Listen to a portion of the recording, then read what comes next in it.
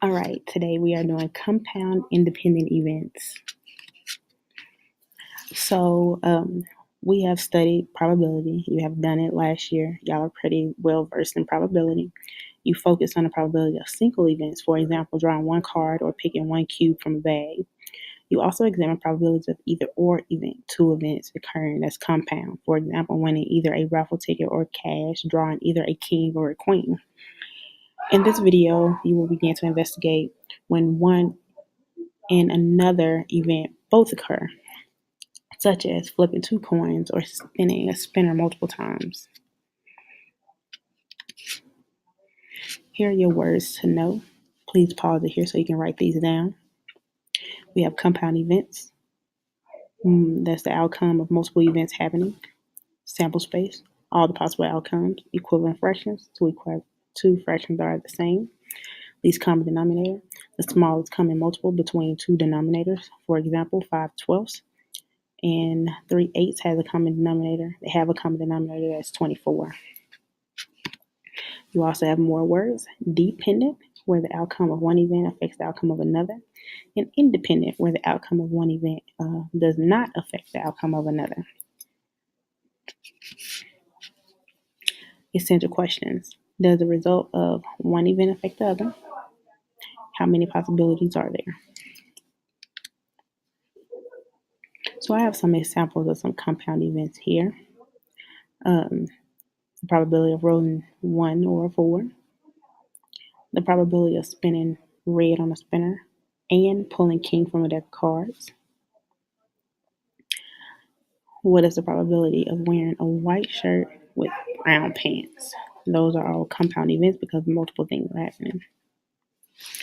So I want to remind you of the and or rule. So they actually give you the probability of something and something else. You find the two probabilities and multiply them. If they ask you to give the probability of something or something else, then you find the two probabilities and you add them together. So here we have what is the probability of rolling one or even number on a die. I wanted to review those basic compound events just in case you forgot them. So we know to get a 1 is 1/6 because there's only one 1 on a 6-sided die. And for even, there are three numbers that are even and three numbers that are odd. So we have 1/2 or a 3/6. For the sake of not having to change my number back, so if I have a common denominator to add them, I just left it at 3/6. Then you add straight across and you leave the denominator the same. Always write your answer in the simplest form. So we get 4/6 or 2/3.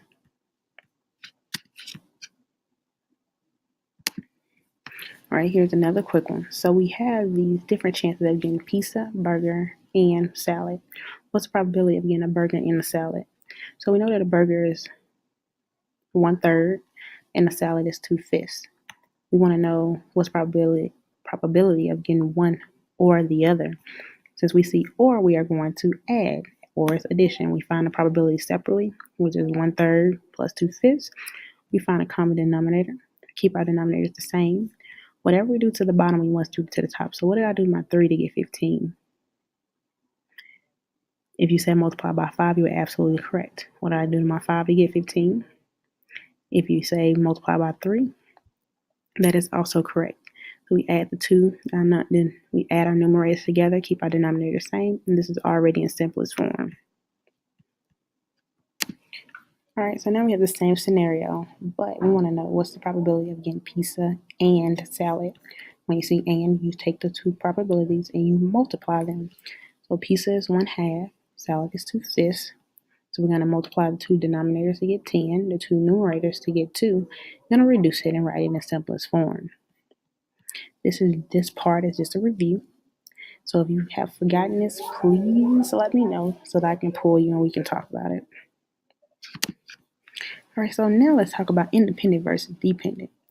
You know that independent events, the first event does not affect the second event and vice versa. And with dependent, that means that the second event depends on the first event, which means that whatever happens to the first event it would change my probability of the second event. So we are going to look at these situations and identify whether or not they are independent or dependent. So flipping a heads on a quarter, then flipping another heads. Do those two events affect one another? For example, if I get heads on the tails the first time, would that affect whether or not I will get heads the second time? No, it does not. So these are independent. With that idea in mind, go ahead and pause the video and see if you can choose the correct one for B, C, and D.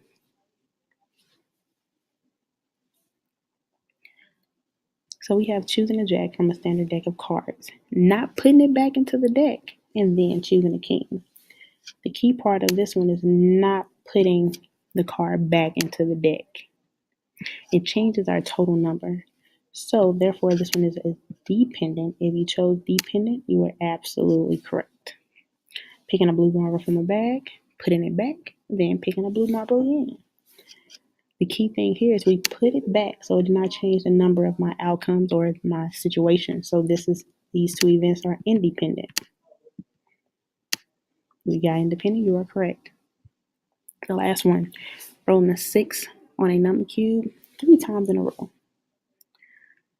Is there any way to take away a number from a number cube? Nope. So therefore, those two are independent. So if you said independent, you are absolutely correct. Because when I rolled it the first time, the second time is not going to be affected at all. All right, you guys, now it's time to wrap it up. So the main points or main ideas from this video is compound events are the outcome of more than one event. You can be asked the probability of both events happening or either one or the other, which is an and or situation. You can either add or multiply when finding compound events. And independent events don't affect one another, and dependent events do. Biggest thing to remember, independent do not affect, dependent do. So what's next? Show me what you know. Answer your 4 questions on Schoology, and the last one for understanding. Signing off, Miss Welch.